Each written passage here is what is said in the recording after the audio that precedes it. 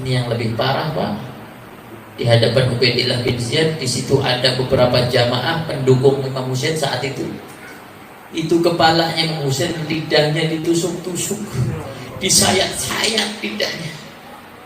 Sampai ada orang tua yang usianya 93 tahun, dia melihat Allah, katanya, demi Allah, katanya, kamu gak tahu ini lidah yang dicium oleh baginda Nabi Muhammad SAW. Ini lidah yang dicium oleh Nabi. Kamu tusuk-tusuk, kamu pegang kepalanya, kamu tusuk-tusuk, itu lidahnya untuk mainan. Demi Allah, murkanya Allah akan turun. Orang yang membunuh Husain tidak akan selamat dunia dan akhirat. Usia 93 tahun berani ngomong seperti itu. Bahkan di dalam riwayat lain, Imam Anas bin Malik yang mengatakan seperti itu kepada Ziyad, Ubaidillah bin Ziyad, ya Ubaidillah bin Ziyad, demi Allah, aku melihat ini lidah diciumi oleh Nabi. Sekarang aku lihat lidah ini sedang dicacak-cacak sama engkau. Tapi orang benci tetap benci.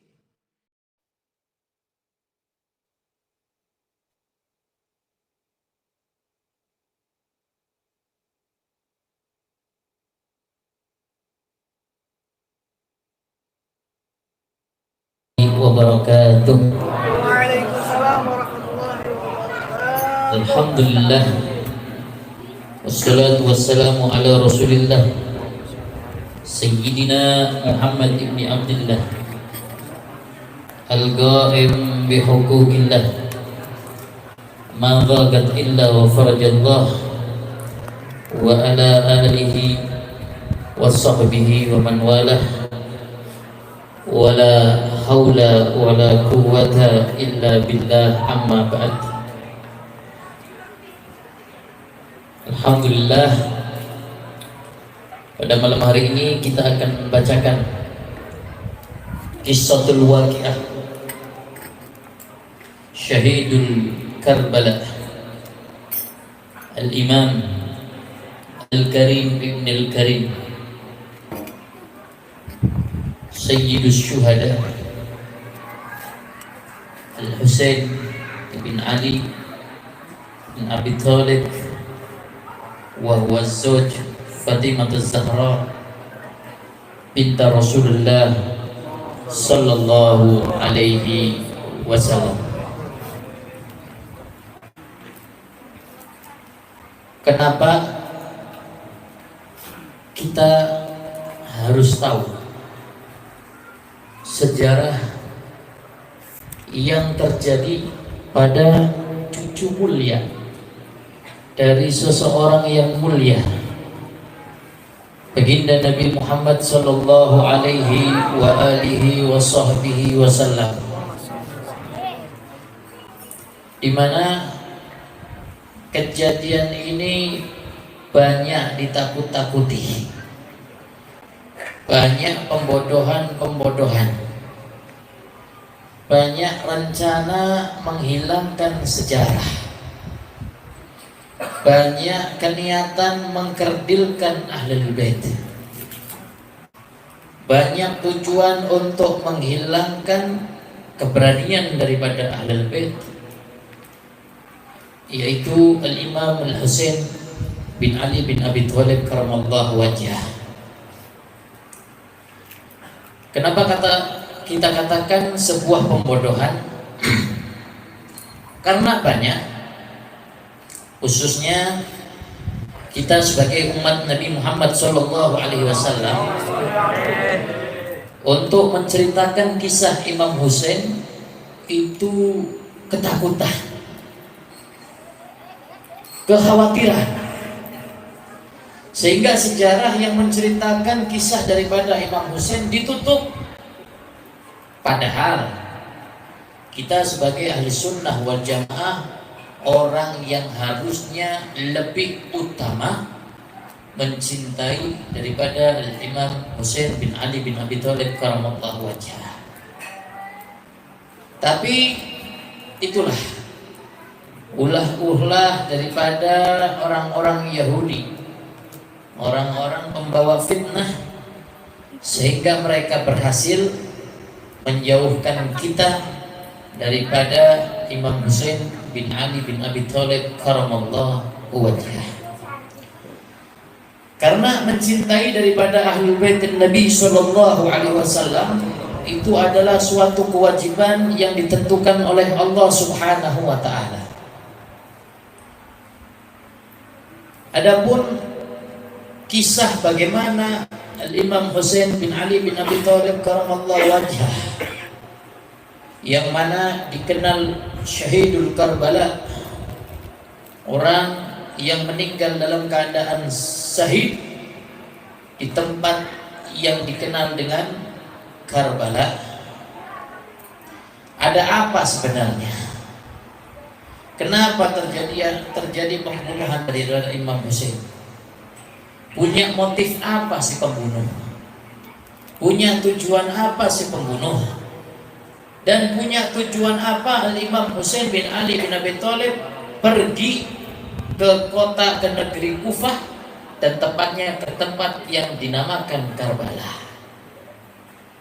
Untuk kita menceritakan bagaimana terjadinya Karbala, Anda harus tahu dulu sebab musababnya. Asal usulnya itu apa? Kenapa terjadi pembantaian, pembunuhan daripada cucu baginda Nabi Muhammad? Itu semua adalah asal usulnya politik. Makanya umat Islam jangan bodoh dalam politik. Umat Islam gak boleh gak tahu tentang politik. Tadi beliau Habib Lutfi mengatakan seperti ini, umat Islam wajib tahu dengan politik, tapi tidak harus masuk ke dalam politik.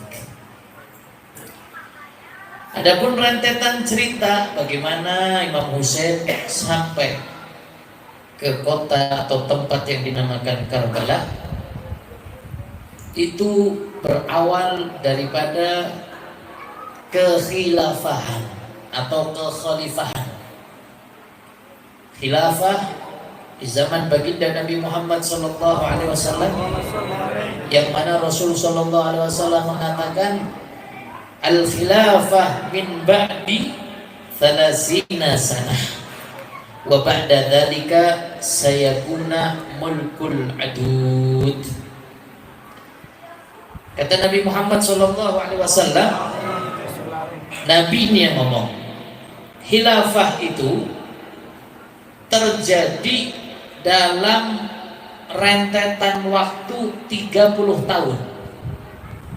Ini Nabi ngomong, khilafah itu terjadi dalam waktu 30 tahun. Ya, sekarang saya sebutkan. Anda tahu imam-imam yang menjadi khalifahnya Nabi? Tahu? Yang pertama siapa? Sayyidina Abu Bakar Siddiq. Beliau menjabat khilafah dalam waktu 2 tahun 3 bulan. Hitung tuh, punya pulpen tulis. Sahabat Abu Bakar Siddiq menjabat khalifah 2 tahun 3 bulan. Kemudian wafat sahabat Umar bin Khattab menjabat khalifah dalam waktu 10 tahun 6 bulan. Kemudian Imam sahabat Utsman bin Affan menjabat khalifah dalam waktu 12 tahun. Ya. Tadi sahabat Umar berapa? 10 tahun 6 bulan. Al-Imam Ali bin Abi Thalib karamallahu wajhah itu menjabat sebagai khalifah 4 tahun 8 bulan. Dan yang terakhir Al-Imam Hasan bin Ali bin Abi Thalib karamallahu wajhah menjabat khalifah selama 7 bulan. Sekarang Anda hitung 2 tahun 3 bulan, 10 tahun 6 bulan, 12 tahun, 4 tahun, 7 bulan. Total semuanya berapa? Hitung tuh. Total semuanya persis dengan apa yang dikatakan oleh Nabi, 30 tahun lebih sedikit. Makanya kata Al-Imam Baihaqi radhiyallahu anhu, mukjizatnya Nabi nyata, di antaranya apa? Yang dikatakan Nabi, khalifah setelahku itu 30 tahun.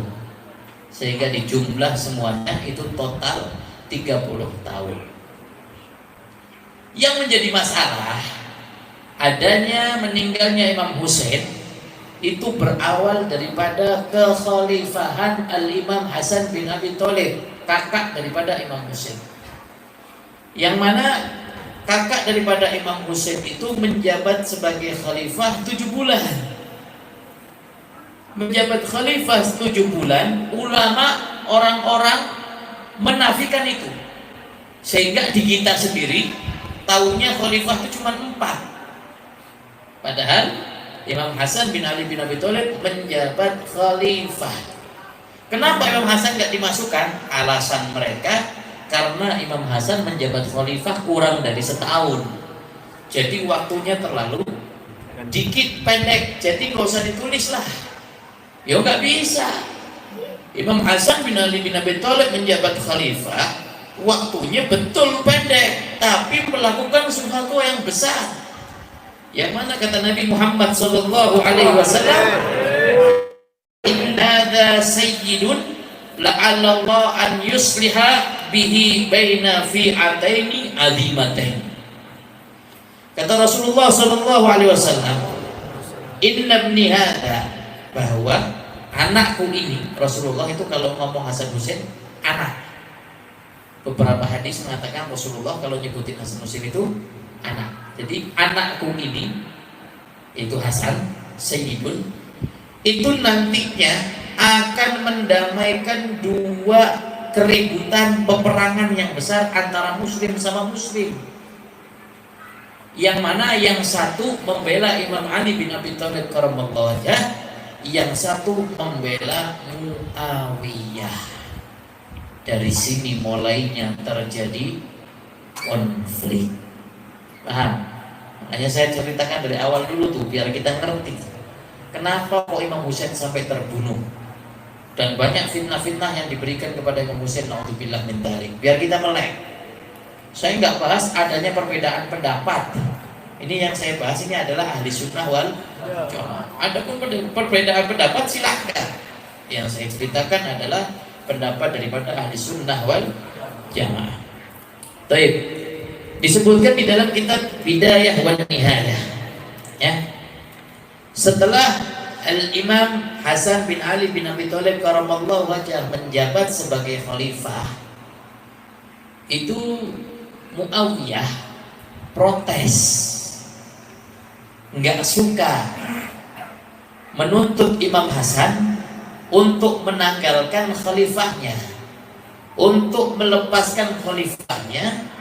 Seharusnya yang menjadi khalifah adalah Muawiyah. Ini menurut Muawiyah. Sedangkan Imam Hasan bin Ali bin Abi Thalib menjabat sebagai khalifah itu bukan karena kemauannya, karena dipilih. Orang-orang muslim saat itu milih. Kenapa milih? Karena cucu daripada Nabi.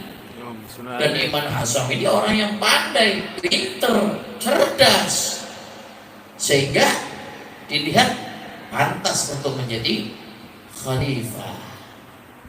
Tapi yang tidak suka Muawiyah, sehingga minta Imam Hasan untuk turun daripada jabatannya. Apa Imam Hasan protes? Enggak, aku mau turun dari jabatanku asal kamu memenuhi syarat-syaratku, kata Imam Hasan. Saya mau turun dari jabatanku asal kamu memenuhi syarat-syaratku. Di antara syarat daripada Imam Hasan yang diberikan kepada Muawiyah, yaitu asal kamu jangan mencaci Ali bin Abi Thalib ayahku di depan khalayak umum. Kalau engkau mencaci, nantinya orang-orang akan ribut, akhirnya terjadi peperangan. Sehingga jangan dicaci. Muawiyah nggak mau. Muawiyah di mana-mana itu selalu menjelekkan Imam Ali, dijelek-jelekan. Sehingga akhirnya Imam Hasan bin Ali bin Abi Thalib karramallahu wajhah saking sabarnya, Anda lihat. Ini Anda nanti bisa lihat nih apa yang terjadi daripada Imam Hasan dan Husain. Kata Imam Hasan, ya sudah, kalau kamu nggak bisa menghilangkan sifatmu untuk mencela ayahku, nggak apa-apa. Saya minta yang penting kamu jangan cela ayahku di hadapan keluarganya. Jangan cela ayahku di hadapan keluarganya. Kamu cela di hadapan orang-orang nggak apa-apa, tapi jangan di hadapan keluarganya. Akhirnya Muawiyah sepakat. Ya sudah, kalau itu saya sepakat.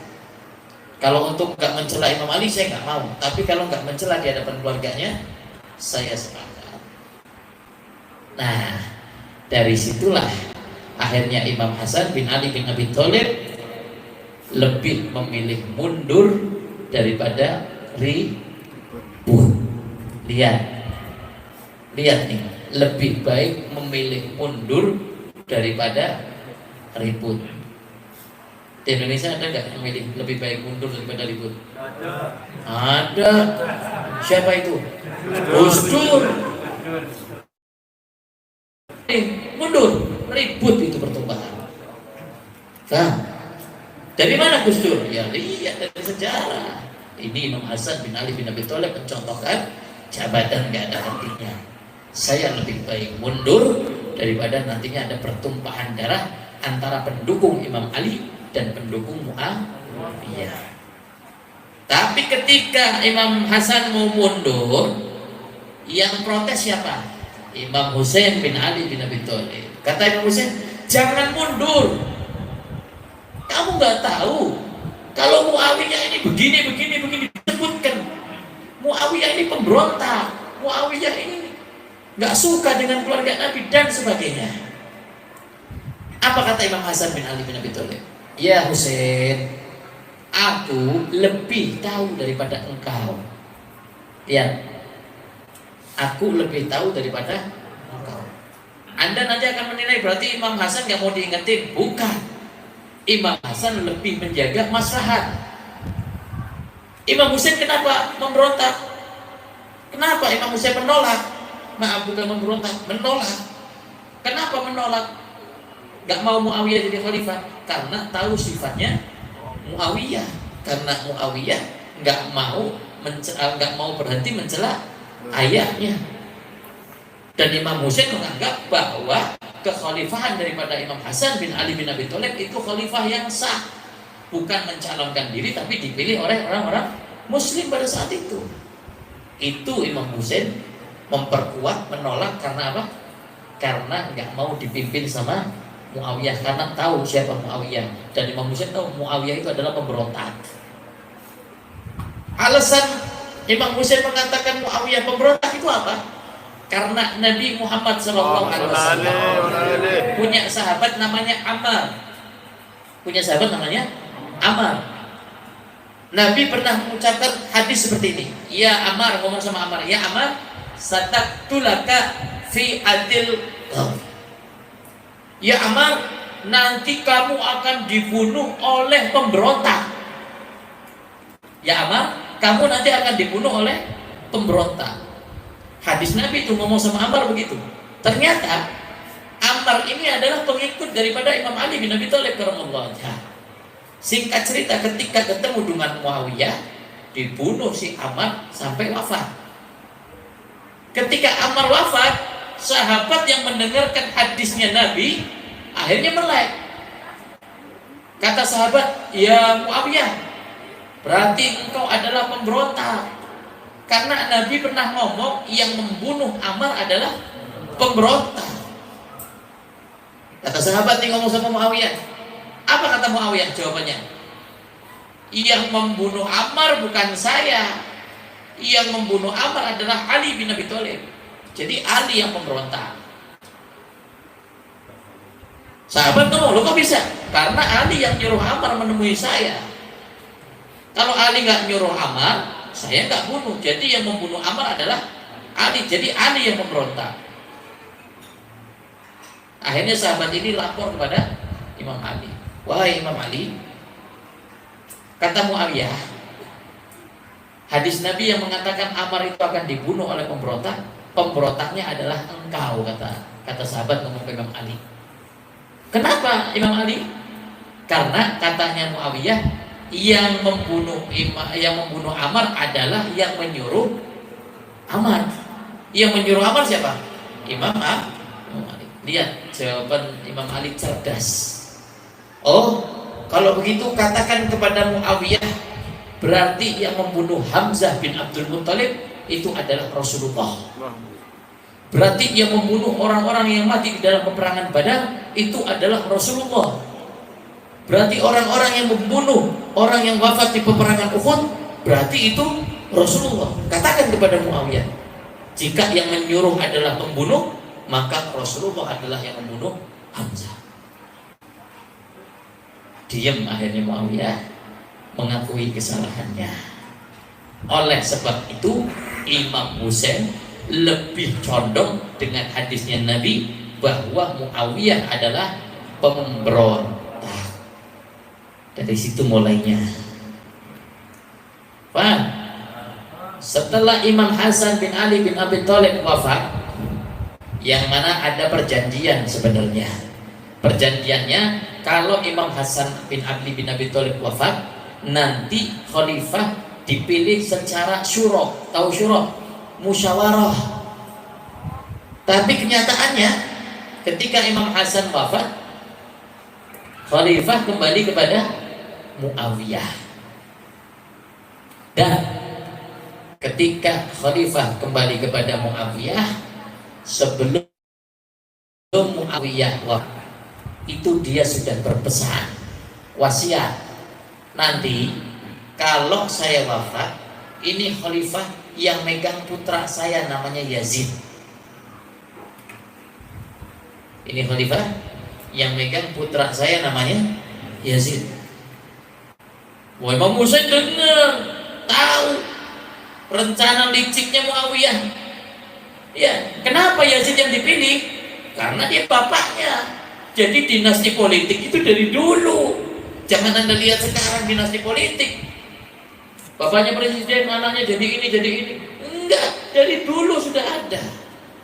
Contohnya siapa? Ini tadi Muawiyah. Padahal udah perjanjian kalau Imam Hasan meninggal, nanti khalifah dipilih secara musyawarah.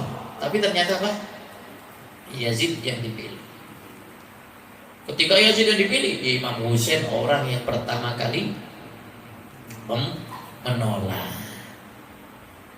menolak dengan keras. Sehingga di dalam wasiatnya Muawiyah, wasiatnya apa? Nanti Yazid yang dipilih untuk menjadi penerusku. Semua orang, 3 orang, Abdullah bin Zubair, Husain bin Ali bin Abi Thalib karamallahu wajhah, ya, sama satu lagi Abdullah bin Zubair, Husain bin Ali bin Abi Thalib karamallahu wajhah, sama satu lagi sahabat. Ya, jangan lupa itu orang ahli ibadah. Sama satu lagi sahabat ini. Ya. 3 sahabat ini nanti kalau nggak mau membaiat Yazid, bunuh. Suruh baiat, suruh ngakuni kalau Yazid itu khalifah. Kalau nggak mau, bunuh. Oh itu tuh. Kecuali satu. Siapa yang jangan dibunuh? Husain. Husain kalau nggak mau jangan dibunuh, lepasin aja. Asingkan. Itu Muawiyah. Nah, dari situlah mulai itu bergejolak, rame, ya, mulai rame. Terus emangnya yang diinginkan Imam Husain itu apa? Apa Imam Husain menginginkan jabatan? Tidak. Imam Husain tidak menginginkan jabatan. Tapi Imam Husain itu punya alasan kuat kenapa nggak mau Yazid sebagai khalifah. Ya. Kenapa Yazid nggak mau sebagai khalifah? Karena Yazid satu, usianya masih muda, di bawah 30 tahun saat itu. Yang kedua, maaf, maksiat apa aja dimakan sama Yazid. Imam Husain tahu itu. Dan Yazid ini terkenal kejam, semena-mena kalau mimpin. Ini nanti kalau jadi khalifah rusak. Jadi Imam Husain ini dia bukan ambisi untuk menjadi khalifah, enggak. Tapi di sini untuk apa? Memerangi nahi munkar. Mau melawan nahi munkar, mau melawan kemaksiatan, mau melawan kebatilan, mau melawan kebohongan, mau melawan kesemena-menaan. Itu Imam Husain bukan untuk pengen jadi jabat, cari jabatan, enggak seperti itu. Enggak yang seperti dihembuskan oleh orang-orang, enggak. Tapi apa? Untuk menegakkan keadilan. Sehingga akhirnya Imam Husain itu ya dapat surat dari mana? Dari Kufah. Dari penduduk-penduduk Kufah, tokoh-tokoh besarnya Kufah itu ngirim surat kepada Imam Husain untuk dibaiat. Orang-orang ahli Kufah itu cinta betul sama Imam Husain. Bukan gak cinta, awalnya cintanya luar biasa. Sehingga kirim surat, ada 12.000 penduduk Kufah siap untuk membaiat Imam Husain. Itu yang menjadi pertimbangan Imam Husain berangkat ke Kufah atau ke Karbala. Apa sesingkat itu? Enggak. Ketika mau berangkat, Imam Husain itu diteror. Ini Yazid ini jahatnya luar biasa. Diteror di Madinah, diteror di Mekah, diteror. Apa terornya? Terornya pokoknya Imam Husain wajib membaiat Yazid. Harus mengakui kalau Yazid itu khalifah. Imam Husain nggak mau. Diteror seperti itu, Imam Husain nggak mau. Sehingga Muslim bin Aqil, siapa itu Muslim bin Aqil? Ponakannya Sayyidina Ali bin Abi Thalib. Muslim bin Aqil itu berarti sepupunya Imam Husain. Muslim bin Aqil ini orang yang cerdas, Pak. Pinter siasat, ahli dalam peperangan. Cerdas dia, strateginya luar biasa. Kata Muslim bin Aqil, ya Husain, enggak usah khawatir. Di Kufah orang udah siap membela engkau, 12.000. Saking nggak percayanya, khawatir ini nggak benar berita ini, Imam Husain mengutus Muslim bin Aqil untuk datang ke Kufah. Coba tabayun, datang ke sana dulu, tabayun, cek benar apa enggak nih. Mereka menginginkan saya untuk datang ke sana dan mau membaiat saya. Sekali lagi, Imam Husain bukan gila jabatan, tapi demi apa?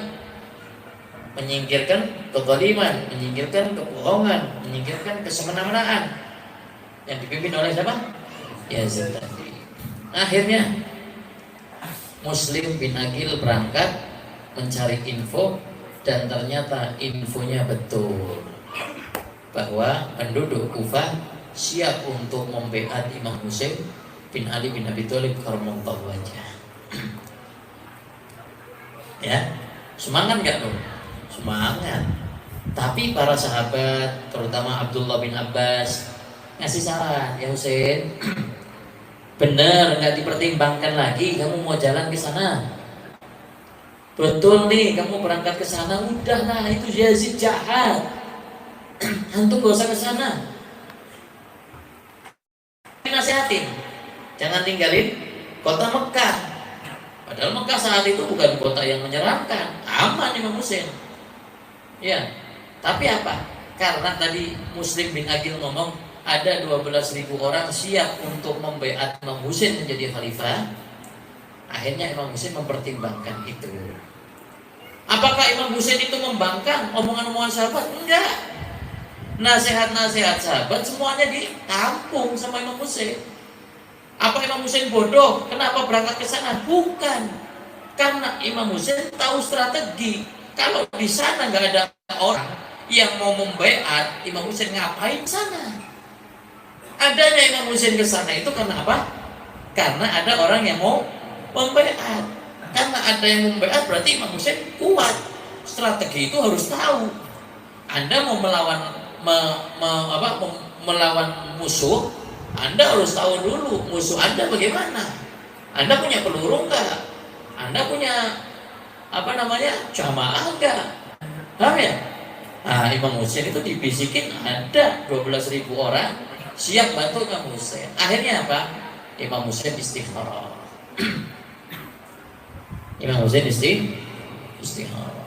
Di saat Imam Husain istikharah, ya, akhirnya pada keputusannya Imam Husain mengambil keputusan tetap berangkat Kufah.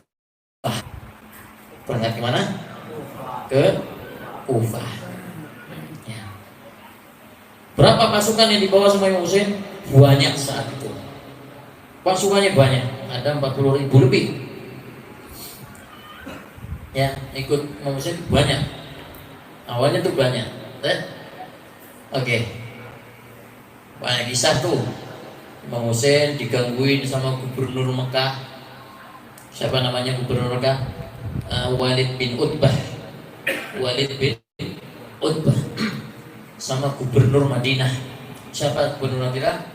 Amr bin Sa'ad bin Abu Waqqas.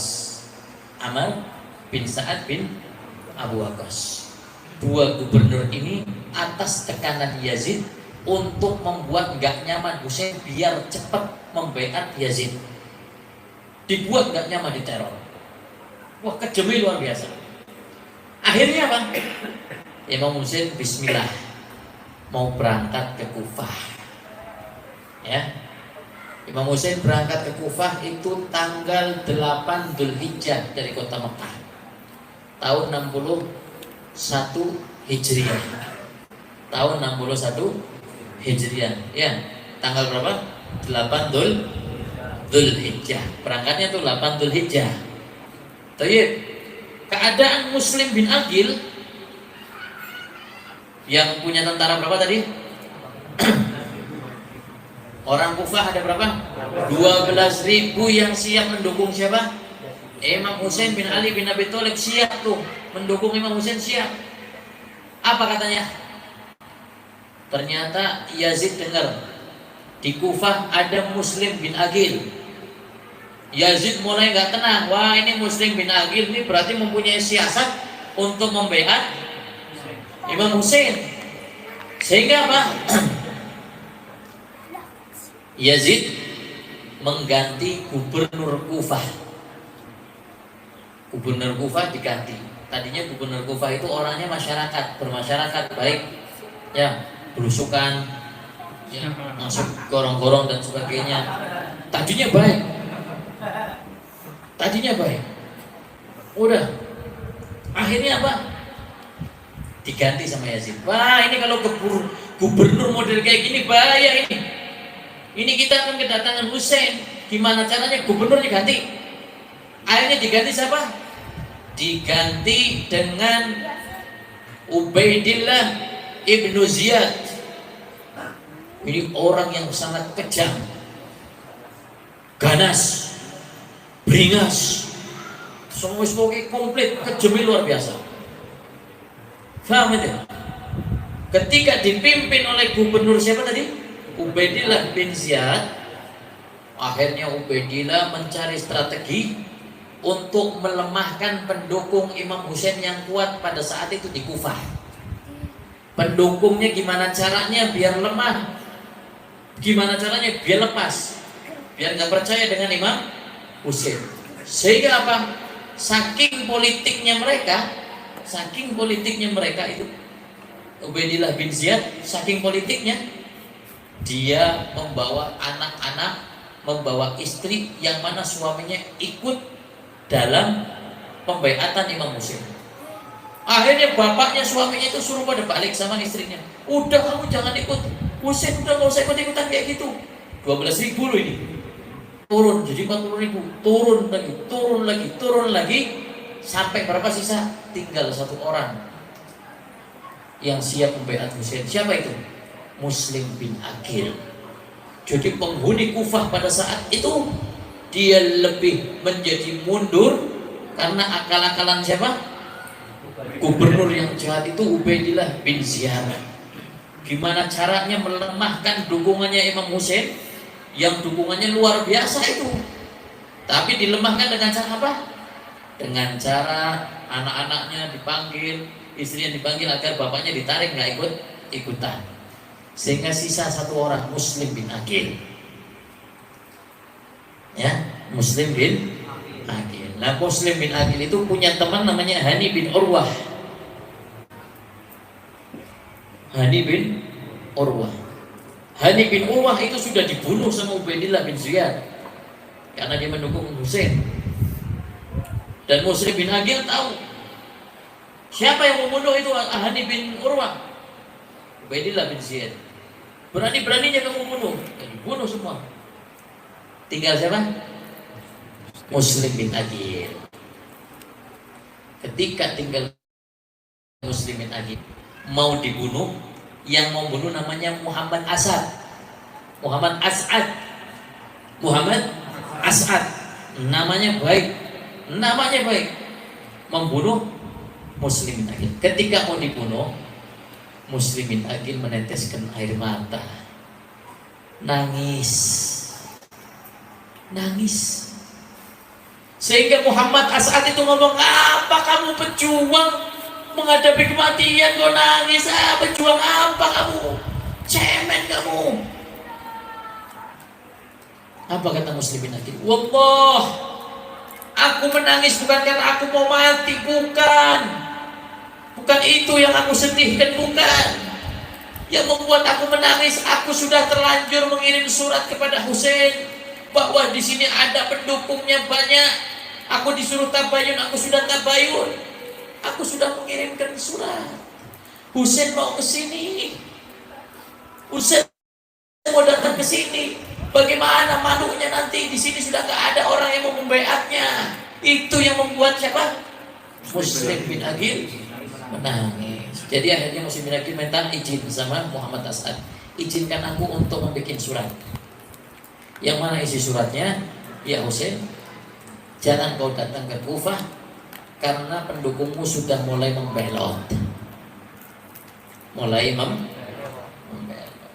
Nah, surat dibikin. Setelah surat dibikin, dikirimkan sama orangnya Muhammad Asad. Dibunuh Muslim bin Aqil pada tanggal 8 Dzulhijjah. Tanggal berapa? 8 Dzul. Imam Husain berangkat tanggal berapa? Imam Husain berangkat tanggal berapa? 9. Dibunuhnya Muslim bin Aqil 8 Dzulhijjah. Imam Husain berangkat dari Mekah ke kota Kufah tanggal. Selisipan gak kira-kira suratnya? Ini kan bukan pakai JNT, bukan pakai JNE. Ini pakainya apa? Pakainya onta, pakainya kuda, ngantarkan suratnya. Butuh waktu lama. Sehingga apa? Imam Husain gak dapetin surat itu. Imam Husain berangkat tanggal 9. Muslim bin Aqil dibunuh tanggal 8. Selisih berapa hari? Paham sampai situ? Paham, ngerti? Udah. Akhirnya berangkat Imam Husain. Di perjalanan Imam Husain, ya luar biasa sekali. Dia menghadapi perjalanan-perjalanan beberapa daerah yang dilewati oleh Imam Husain. Pertama kali beliau keluar dari kota Mekah, ya, keluar dari kota Mekah melewati Tan'im. Tahu Tan'im? Tan'im itu tempat untuk ngambil mikot. Tan'im itu adalah tempat untuk ngambil mikot. Ya.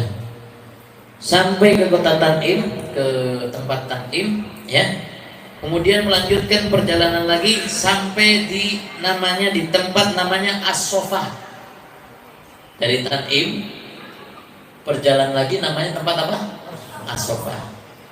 Di As-Sofah itu dia bertemu dengan penyair hebat yang namanya Farasdak. Saya pernah cerita tuh Farasdak, ya, yang lidahnya dia apa? Dipotong karena ngucapin syair kepada Nabi Muhammad. Ketemu Farasdak. Farasdak ketika ketemu Imam Husain, apa yang diucapkan? Ya Husain, ahli Kufah, gulubuhum ma'akum wa syuyufuhum alaikum. Kata Farasdak, ya Husain, gulubuhum, hatinya orang-orang ahli Kufah itu bersama engkau, tapi pedangnya yang nantinya akan membunuhmu. Pedang-pedang mereka yang nantinya akan membunuhmu. Ini udah dapat isyarah, udah dapat petunjuk Imam Husain. Menyerah? Enggak. Maju. Kenapa? Buat jabatan? Bukan. Demi melawan Munkar. Ini cucu Nabi, bukan kacang panjang model loyonan, kasih amplop diem. Ini cucu Nabi. Wah, ada kata mundur, nggak ada, malu. Orang mau memberantas nahi munkar kalau nggak ada di dalam suatu daerah, daerah itu dihancurkan oleh Allah. Makanya harus ada orang yang berani memberantas nahi munkar. Imam Hasan Husain, karena dia merasa satu cucu Nabi, yang kedua punya kewajiban. Dia tahu kezaliman di hadapannya, dan dia tahu strateginya ahli Kufah siap mendukungnya, sehingga dia berangkat Bismillah. Tapi ya begitu. Perjalanan sampai di Sofa ketemu dengan Farasdak, berjalan lagi sampai ke Batni Rumah. Nama daerah namanya Batni Rumah. Batni Rumah. Ya. Ya, sampai di Batni Rumah menyurati warga Kufah. Ya. Menyurati warga Kufah. Ya, mau nanyakan nih. Ini kita orang sudah nyampe di Batni Rumah. Ya. Udah nih, surat sudah sampai. Surat sudah sampai ke Kufah mengabarkan bahwa Imam Husain itu sampai di mana? Di Batni Rumah. Ya, pembawa suratnya itu namanya Qais bin Misar. Ya, Qais bin Misar As-Saidawi. Qais bin Misar As-Saidawi yang membawa surat daripada Imam Husain untuk ke Kufah mengabarkan bahwa perjalanan sudah sampai di mana? Batni Rumah. Anda tahu, yang bawa surat sesampainya di sana, suratnya dibaca, dibunuh orangnya. Sehingga Imam Husain putus, nggak tahu kabar, nggak ada WA,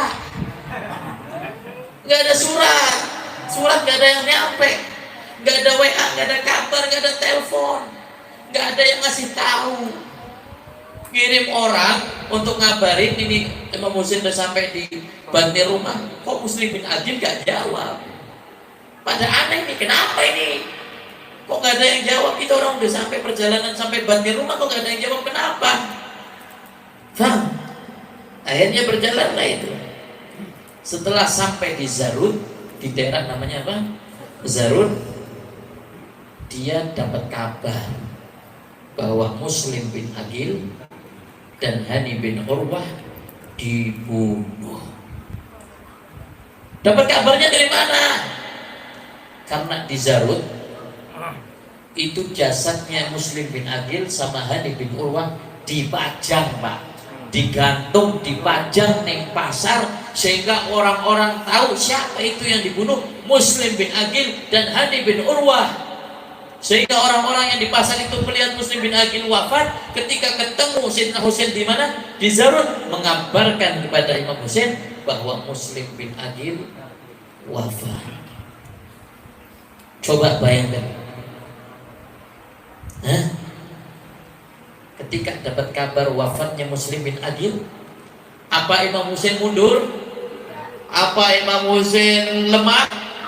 Apa Imam Husain berubah pikiran? Tidak sama sekali. Apa yang dikatakan Imam Husain, apa yang dilakukan Imam Husain sangatlah bijak. Dikumpulkan orang-orang yang mengikuti Imam Husain dari Mekah, dikumpulkan, dikasih tahu ini Muslim bin Aqil sudah wafat. Ini saya nggak tahu keadaan Kufah ini bagaimana sekarang. Muslim bin Aqil sudah wafat, Hani bin Urwah sudah wafat, jadi sudah saya nggak ada kabar. Kata Imam Husain, ini bagaimana? Monggo terserah panjenengan semua. Anda mau ikut saya melanjutkan perjalanan, silahkan. Anda mau mundur balik, silahkan. Kalau Anda takut, silahkan. Dan saya tidak akan mengecap orang yang mundur sebagai orang yang munafik. Itu Imam Husain.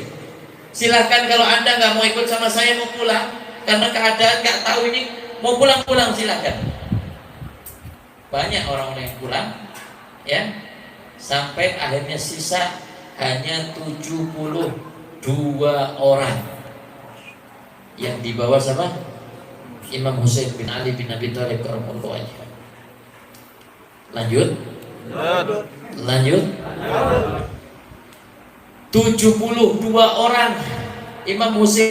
Di antaranya 72 orang ini kebanyakan keluarganya sendiri, sama beberapa sahabat Nabi Muhammad SAW, sama anaknya, sama kakaknya, sama saudaranya Imam Husain. Mereka lebih milih berjuang bareng sama Imam Husain daripada meninggalkan Imam Husain. Mereka yang bukan Nabi sudah mengatakan itu yang meninggalkan Imam Husain berarti orang-orang munafik. Enggak, karena Imam Husain sudah ngomong, silakan yang mau ikut sama aku, ayo. Yang nggak ikut pun aku nggak akan ngecap kalian munafik, bebas, silakan. Kira-kira nih, kalau anda posisinya seperti itu, meninggalkan Imam Husain apa ikut? Ayo, mungkin kita ninggalin. Orang itu pada ninggalin Imam Husain, tinggal 72 orang melanjutkan perjalanan Imam Husain. Dari mana tadi? Dari Zarut. Ya, akhirnya berjalan di jalan sampai di daerah namanya Zubalah. Ya, sampai di mana? Di Zubalah. Ya, sampai di Zubalah. Ternyata apa? Sampai di Zubalah ada orang yang bawa suratnya Muslim bin Aqil. Suratnya baru sampai mana? Zubalah. Itu surat ketemu sama Imam Husain. Oh, kamu Husain, ini kamu dapat surat dari Muslim bin Aqil. Dibaca sama Imam Husain. Ya Husain, janganlah ke Kufah, karena semua orang yang mendukungmu sudah membelot. Di Kufah sudah tidak ada orang lagi, dan mungkin kau nanti tidak akan menemukan aku karena aku telah mati. Coba bayangkan, mundur Imam Husain? Enggak. Imam Husain enggak mundur, tapi nyari jalan lain, singgah di daerah Batnil Aqabah. Sampai daerah Batnil Aqabah. Ya. Dari Batnil Aqabah berjalan lagi sampai menuju Syaraf. Daerah namanya Syaraf. Namanya Syaraf, ya. Ya. Syaraf ini, ya. Syaraf ini daerah paling dekat tengah-tengah antara Kufah sama Mekah. Jadi tengah-tengahnya namanya apa? Syaraf. Mekah sama Kufah itu tengah-tengahnya namanya apa tadi? Syaraf. Setelah sampai di Syaraf, para sahabat yang sama Imam Husain ngomong kayak gini, "Oh, Masya Allah, tanah yang gersang seperti ini kok banyak pohon kurma ya." Orang-orang yang ikut sama Imam Husain tuh, "Masya Allah, tanah yang gersang seperti ini panas kok banyak pohon kurmanya."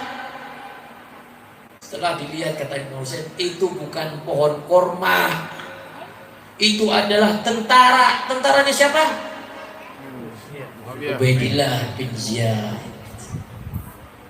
Tentaranya siapa? Ubaidillah bin Ziyad. Ya.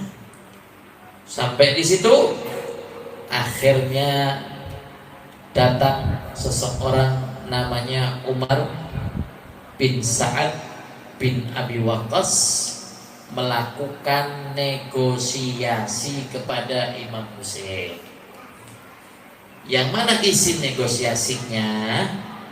Kamu mendingan ngikut baiat Yazid di baiat, atau kamu kembali ke negeri kamu, kembali lagi aja ke tempatmu. Imam Husain nggak mau mundur, nggak ada. Sekarang tawaran ini sampaikan kepada siapa? Ubaidillah bin Ziyad. Apa tawarannya? Suruh Yazid untuk mundur dari pemerintahannya, jangan Yazid, ya. Atau saya tidak akan pulang. Saya nggak akan pulang. Yazid mundur atau saya tidak akan pulang. Dilawan, nggak takut, nggak mundur, dilawan. Akhirnya sampai kepada siapa? Tadi Umar. kabar itu sampai kepada Ziyad, Ubaidillah bin Ziyad. Kata Ubaidillah, dibisikin sama orang yang durjana, yang namanya Dil Jaushan. Ini dalangnya ini, setan iblisnya ini. Apa kata Dirjausan? Udah nggak pakai tawar menawar, cuman satu, Husain mau milih baiat kepada Yazid atau bunuh. Ini provokatornya. Kalau Husain nggak mau baiat Yazid, bunuh. Disampaikan kabar. Kata Sa'ad bin Umar, Amar bin Umar bin Sa'ad bin Abi Waqqas, ini kata gubernur Ubaidillah bin Ziyad, kalau kamu nggak mau baiat, kamu akan dibunuh. Imam Husain nggak mundur sedikit pun. Imam Husain tetap berjalan sampai akhirnya Imam Husain digiring ke Karbala, ya, lewat Qasr Bani Muqatil, ya, lewat Qasr Bani Muqatil, dikepung di Karbala, dikepung di Karbala, ya. Ketika Imam Husain sampai di Karbala, Imam Husain tanya sama sahabat, ini tanah namanya apa? Kata sahabat, ini namanya Karbala. Akhirnya Husain ngomong, Karbun wabala. Ini adalah tanah kesedihan, tanah kesedihan, tanah gelap ini, tanah buruk ini. Apa itu? Karbun wabala, tanah kesusahan, tanah kesedihan ini, itu tanda. Akhirnya sesampainya di Karbala, Umar bin Sa'ad bin Abi Waqqas, padahal ayahnya adalah salah satu sahabat yang dijamin oleh Nabi Mubasyirin bil Jannah. Ada sahabat 10 yang dijamin oleh Nabi, dapat kabar oleh Nabi masuk surga tanpa hisab. 10 sahabat. Ini anaknya yang nantinya bunuh daripada, bayangkan, ya, bapaknya apik, anaknya, ya, sudah dikepung Imam Husain. Lawannya berapa? 12.000 pasukan daripada Umar bin Sa'ad bin Abi Waqqas, yang diperintahkan oleh siapa? Ubaidillah bin Ziyad. Bayangkan, itu dibunuh, datang dikeroyok keluarganya Nabi. Bayangkan itu keluarga Nabi dilawan sebelah 12.000. Bukan pakai panahan, bukan pakai pedang, bawa pedang itu. Tapi tidak ada satu musuh pun yang bisa mengalahkan Imam Husain bin Abi Thalib. Setiap yang ketemu dengan Imam Husain gemetaran, takut, jatuh. Jatuh, nggak ada yang mampu, nggak ada yang mampu, kalah. Gugur keluarganya Husain banyak, yang meninggal sudah banyak, tinggal satu-satunya Imam Husain. Maju duet 1 lawan 1, jelas kalah, nggak ada yang bisa menangin, nggak ada yang menangin Imam Husain. Datang nih iblis satu, siapa itu? Dirjausan. Apa kata Dirjausan? Bodoh banget sih kamu, kalau lawan 1-1 nggak bisa, dari jauh aja dipanah, ditombak. 1 persatu nggak bisa ngalahin Imam Husain. Akhirnya apa? Tombak sama panah, sehingga di dalam tubuhnya Imam Husain 33 tusuk dan 34 sayap. Bayangkan itu, cucu Nabi Muhammad SAW. Hah? Sudah sampai segitu, dipenggal kepalanya. Siapa yang memenggal kepalanya? Umar bin Sa'ad bin Abi Waqqas. Kembar, dipenggal kepalanya, ditusuk pakai tombak, diiring, diarak kepalanya. Bayangkan. Bahkan ada satu cerita yang saya lewatkan, Imam Husain di saat peperangan tidak meninggalkan sholat, dia bikin sholat Siddatul Khauf. Sholat nanti ada yang jaga di depannya, begitu. Ada di dalam fikih itu. Gak ninggalin sholat, ini perang hidup mati. Zuhur, asar, gak ninggalin sholat. Gak ninggalin sholat Imam Husain. Jalankan syariatnya. Sehingga apa?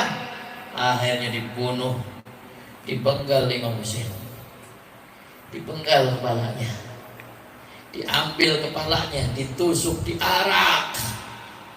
Apa katanya Ziyad bin Ubaidillah? Alhamdulillah, yang mana Allah telah memberkahi kami dengan membunuh orang kadzdzab bin kadzdzab. Allah telah memberkahi kami dengan membunuh orang ini. Membunuh cucunya Nabi, alhamdulillah. Paham sampai situ? Bawa kepala, ya, dibawa kepalanya Imam Husain bin Ali bin Abi Thalib karramallahu wajhah. Ya, di antara syuhada yang meninggal di Karbala itu ada putranya Imam Ali bin Abi Thalib 7.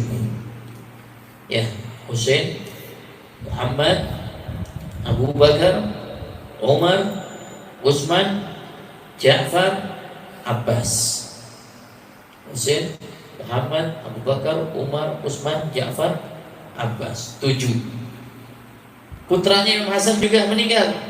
Abdullah, Abu Bakar, Umar,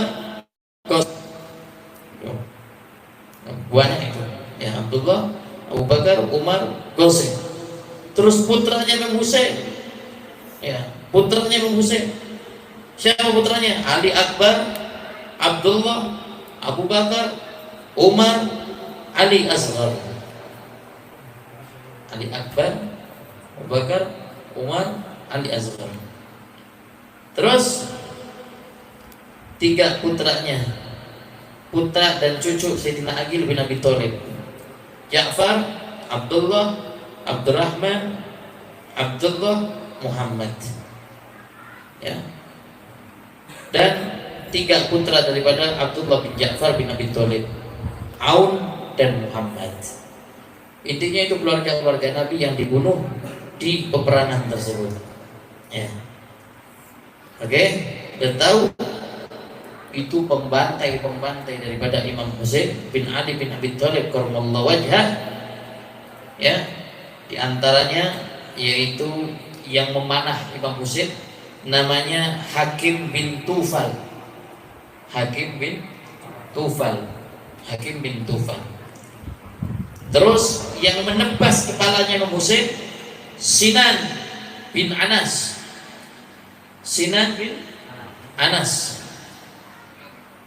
Ya.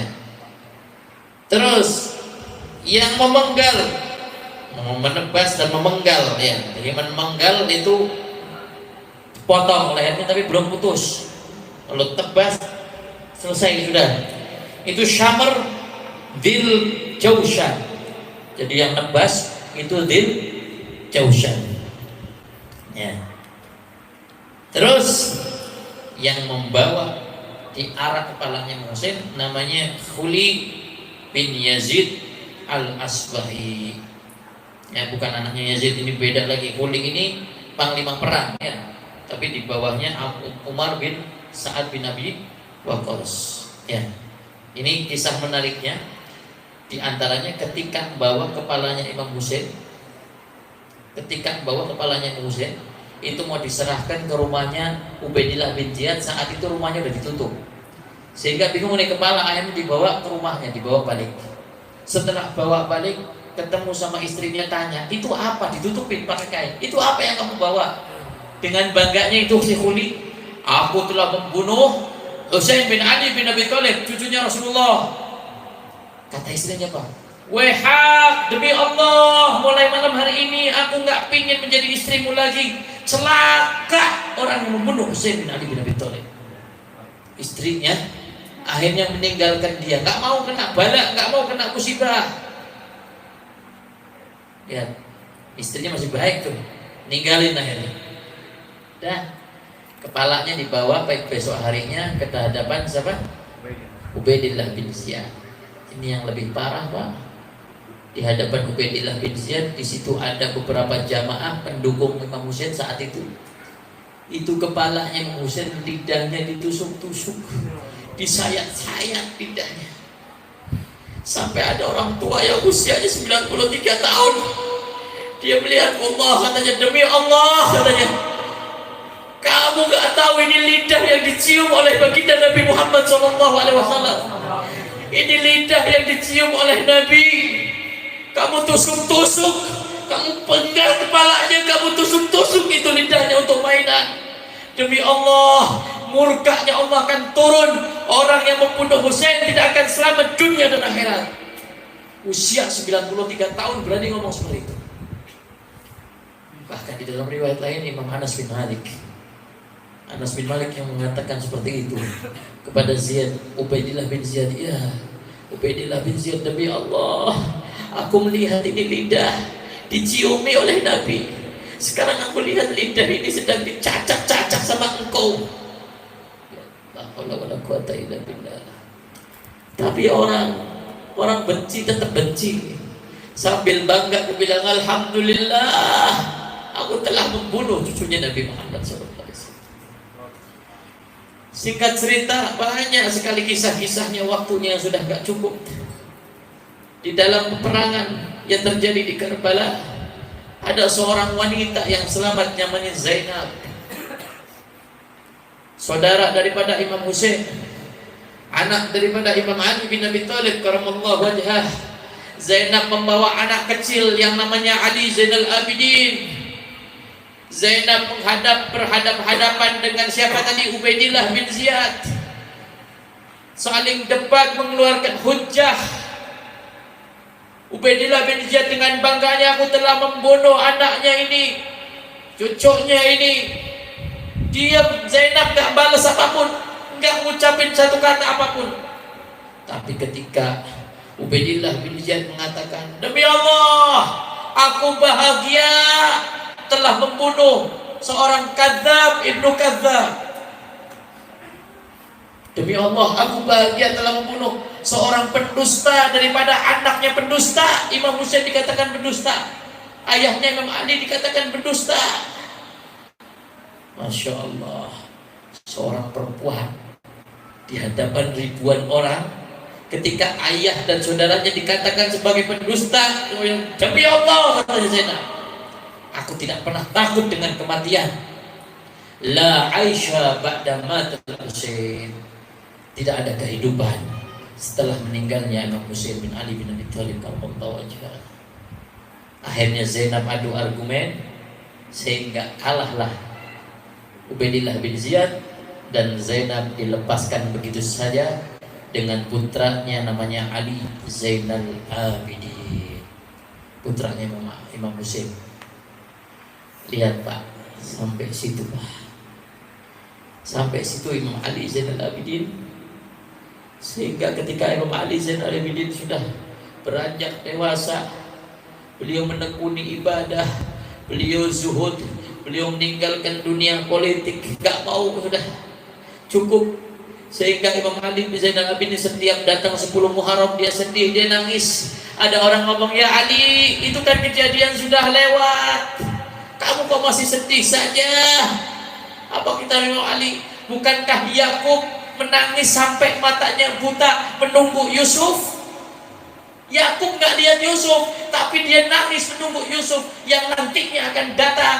Aku yang melihat dengan mataku sendiri, ayahku dipenggal, lidahnya buat mainan, kepalanya diarah untuk mainan. Apakah aku gak bisa menangis? Sehingga kesedihan dalam menangisnya Imam Husain adalah dalilul mahabbah. Bersedih dengan kematian Imam Husain itu adalah bukti daripada kita cinta kepada Imam Husain. Cinta sama Husain, sedih dengan kejadian ini. Makanya orang-orang Jawa gak mau bikin acara Muharram, gak. Sakral ini acara. Ini bukan tahun bahagia, ini tahun kesedihan. Ini bulan kesedihan, bukan bulan untuk bahagia, bukan, ini bulan kesedihan. Cucunya Nabi dibunuh, dipenggal. Masya Allah. Akhirnya luar biasa ya. Ada beberapa orang-orang yang telah membunuh Imam Husain, matinya sangat mengenaskan Pak ya. Bahkan Yazid sendiri mati kepalanya dipenggal pada tahun 63 Hijriah. Ada riwayat 65. 63 Hijriyah, Yazid itu membunuh semua orang-orang muslim yang pro dengan Husain, dibunuh padahal Imam Husain sudah wafat. Pada tahun 63 Hijriah, Yazid usia 33 tahun, dia kepalanya dipenggal. Oleh siapa? Tentara yang namanya tentara Mukhtar. Tentara Mukhtar ini mereka yang menghukumi siapa yang andil dalam pembunuhan Imam Husain, dicari sama tentara Mukhtar. Akhirnya semuanya kena imbas. Ini saya ceritakan satu persatu, nggak selesai. Ubaidillah bin Ziyad kepalanya putus, Yazid kepalanya putus, bahkan ada yang rumahnya terbakar, orangnya gila, bahkan ada orangnya terbakar menjadi batu, bahkan ada orangnya kehausan sampai dia minum ke lautan, air yang lautan diminum tetap hausnya nggak habis, bahkan orang itu mati dalam keadaan haus. Ini sebab apa? Dulu Imam Husain saat ditombak minta air nggak dikasih, Pak. Airnya ditetes-teteskan, bayangkan. Ini orang-orang dulu sudah begitu bobotnya sama Ahlul Bait. Saya nggak heran orang sekarang benci sama Habaib, nggak heran. Dulu sudah ada. Kami punya kakek-kakek itu sudah dibunuh, sudah difitnah, itu sudah biasa. Jadi itu makanan untuk kita para Habaib, makanan untuk zuriyahnya Nabi Muhammad SAW. Tapi satu pesan yang ingin saya sampaikan, meninggalnya Imam Husain bukan untuk kita bersedih. Ada yang lebih penting daripada itu. Apa itu? Tegakkan amal ma'ruf nahi munkar, lawan kedzaliman, lawan kebohongan, lawan kedustaan, lawan semena-mena, lawan pemerintahan yang tidak baik. Ini Imam Husain begitu. Bukan melawan makar, enggak. Imam Husain 20 tahun Muawiyah jabat, enggak sama sekali makar. Walaupun tahu pemerintahnya enggak baik, tapi ketika kedzaliman di depan mata, dia lawan. Kebatilan di depan mata, dia lawan. Ini yang perlu kita terapkan dalam kehidupan kita. Sedih boleh, tapi hikmah yang ada di dalam ini, apa tujuannya Imam Husain datang ke Kufah? Menegakkan keadilan, memberasmi kezaliman dan kejahatan. Mudah-mudahan itu yang saya sampaikan. Masya Allah, banyak sekali ada kisah-kisahnya ya, tapi waktunya yang nggak mendukung. Udah 11:30 ya. Nanti ada makan-makan juga. Yang udah mohon maaf yang sebesar-besarnya. Memakan waktu Anda yang lama, minta maafnya ini sampai malam banget. Mudah-mudahan Allah berkahi. Apa yang saya ceritakan barangkali ada tutur kata yang salah, itu dari saya. Ya mudah-mudahan Allah Subhanahu wa taala menjaga langkah kita, menjadikan kita kecintaan kepada Imam Husain bukan kecintaan sebagai hanya sekedar di mulut saja, tapi kecintaan yang menjalankan kepribadiannya. Kepribadian beliau adalah dermawan, kepribadian beliau adalah berani, seorang pejuang, enggak mau diam dalam kezaliman, enggak mau diam dalam kebatilan. Itu yang perlu kita tekankan dalam prinsip hidup kita. Tegakkan keadilan, lawan kezaliman. Jangan disalah pahami. Ucapan saya bukan untuk melawan pemerintah. Ingat, ini saya ngomong begini, Anda harus melihat ibrah, contoh Imam Husain begitu, bukan untuk jabatan, tapi untuk menegakkan kebenaran dan keadilan. Paham? Mudah-mudahan Allah Subhanahu wa taala berkahi langkah kita, dan mudah-mudahan anak-anak yatim yang kumpul di sini Allah berkahi rezekinya, Allah jadikan anak-anak yang soleh dan soleha, dan yang hadir pada malam hari ini Allah angkat derajatnya, Allah muliakan keluarganya, Allah jadikan keluarganya sakinah, mawaddah warahmah. Yang belum dapat jodoh Allah berikan jodoh yang baik, yang soleh, yang soleha, dapat keturunan yang soleh dan soleha. Allah gampangkan rezekinya, Allah angkat musibah wabah corona dan fitnahnya. Mudah-mudahan kota Pemalang selalu dijaga oleh Allah, negara Indonesia selalu dijaga oleh Allah dari segala fitnah zahir dan batin. Rabbi fanfa'na bi barakatihim wa hdinal husna bi hurmatihim wa amitna fi tariqatihim wa mu'afati minal fitani fa ya rabbi tsabbitna 'alal haqqi wal huda wa ya rabbi aqbitna 'ala khairi millati wa sallallahu ala sayyidina Muhammad wa ala alihi wa sahbihi wasallam. Alhamdulillahi rabbil